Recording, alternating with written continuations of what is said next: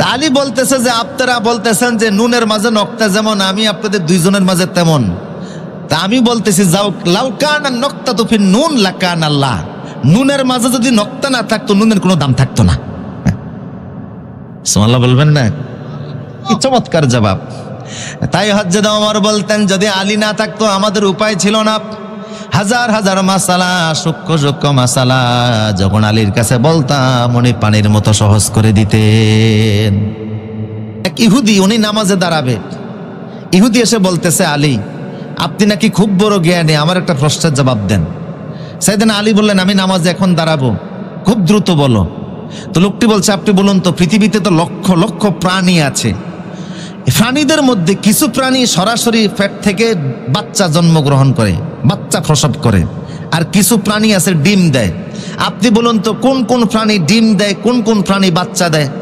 আলী বললেন ভাই নামাজে দাঁড়াবো, আমার হাতে এত সময় নাই যে কোন কোন প্রাণী ডিম দেয়, কোন কোন প্রাণী বাচ্চা দেয় এত কথা বলার মতো। আমি বলে দিচ্ছি তুমি গুনে নিও, যে সকল প্রাণীদের কান শরীরের বাহিরে তারা বাচ্চা দেয়, আর যে সকল প্রাণীদের কান শরীরের ভিতরে তারা সরাসরি ডিম দেয়। তুই যে গইনা দেখ। সুবহানাল্লাহ বলবেন না?